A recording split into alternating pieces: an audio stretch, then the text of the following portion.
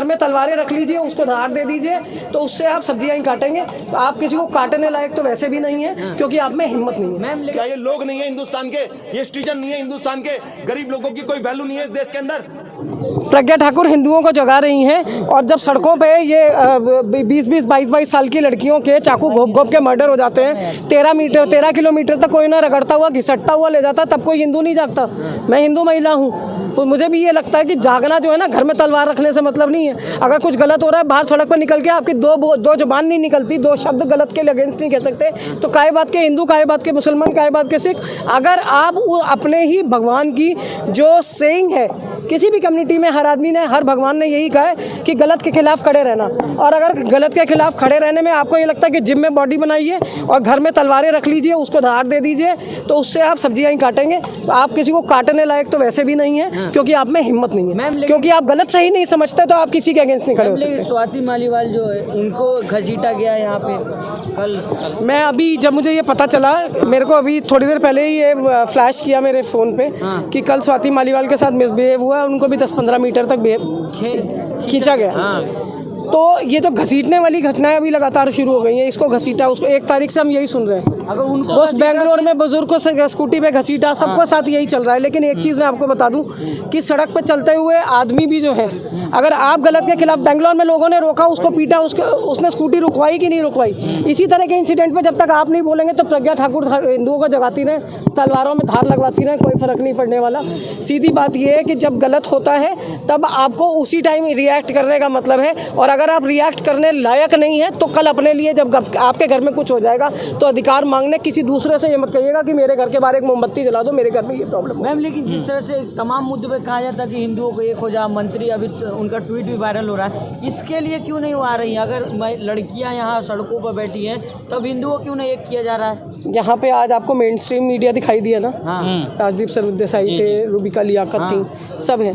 रात की डिबेट पे यहाँ पे जो हुआ है, उसके बारे में जब रात को चर्चा होगी, तब आप सुनिएगा उस दोनों टाइम का वर्जन। यहाँ पे जनता खड़ी है, यहाँ का वर्जन, और जब वहाँ पे जब वो अपने अंदर स्टूडियोज़ के अंदर पहुँच जाते हैं, क्योंकि वहाँ तनख्वाह ले रहे हैं, यहाँ तो सेलिब्रिटी हैं, लेकिन वहाँ जब वो हम तनख्वाह ले रहे हैं, वहाँ पे जब हमारी भाषा है, हमारा उनके बारे में क्या राय है, किस तरह से हम फेडरेशन को देखते हैं, किस तरह से मंत्रालयों को देते हैं, और सबसे बड़ी बात, सबसे बड़ी बेकार है हमारी जनता की कमी क्या है, मैं बताती हूँ कि जब गोपाल कांडा जैसे लोगों को आप, गीतांजलि जैसे इंसिडेंट होने के बाद आप विधानसभा तक दोबारा वापस पहुँचा रहे हैं, क्या वोटरों में महिलाएं नहीं रही होंगी, क्या वोटरों में लड़कियां नहीं रही होंगी? तो जब आप ऐसे लोगों को चुन चुन के बार बार सदनों तक भेजेंगे, तो इस तरह के इंसिडेंट पे फिर आप न्याय मांगने के लिए किसके पास जाएंगे?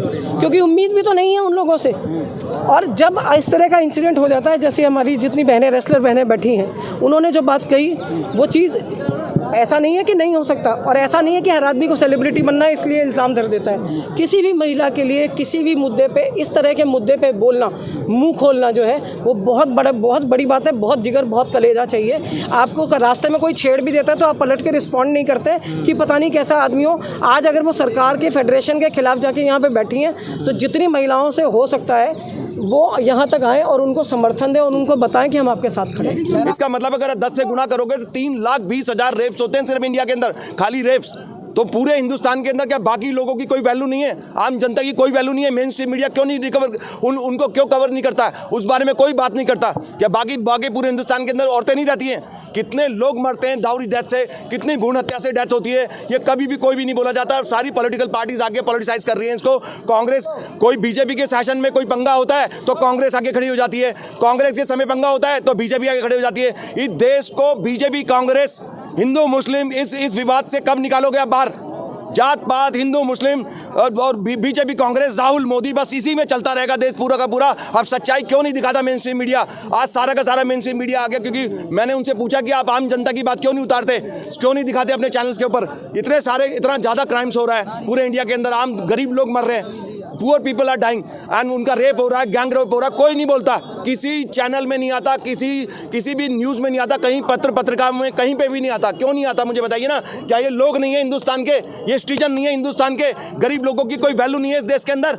डजंट मैटर, उनकी लाइफ का कोई फर्क नहीं पड़ता, मरते हैं तो। मैं ये नहीं कहता कि आप इसको कवर मत कीजिए, लेकिन सिर्फ आप प्रोमिनेंट लोगों को ही कवर करेंगे और बाकी जनता के बारे में जिक्र तक नहीं करेंगे अपने उसके अंदर अपने मीडिया में, तो बहुत ही शर्म की बात है। मेन स्ट्रीम मीडिया हो चाहे कोई भी हो, जो मीडिया देश की बात नहीं करता, देश की जनता के इश्यूज को नहीं उठाता, शर्म से डूब के मर जाना चाहिए उसको। आज इतनी बुरी हालत हो गई है, आप बताइए कितने लोग थे इनके अंदर जो दामनी आंदोलन के अंदर यहाँ आए थे। हम अकेले संघर्ष करते रहे 6 महीने तक, हमने कितने कानून बनाए, कितना कुछ करवाया, एसिड अटैक का कानून बनवाया, गर्ल ट्रैफिकिंग का कानून बनाया, इतने कानून बनवाए, उसके बाद भी कोई main stream media main stream जो भी पॉलिटिकल पार्टीज हैं क्यों नहीं आए वहाँ पे कभी भी, क्योंकि वो पॉलिटिसाइज करना चाहते हैं, हम भगा देते हैं ऐसे लोगों को। यहाँ पे फिर वही विवाद हो रहा है, बेचारों को उनके साथ गलत हुआ है, उन पहलवानों के साथ, उन लड़कियों के साथ गलत हुआ है, उनका एक्सप्लॉयटेशन हुआ है।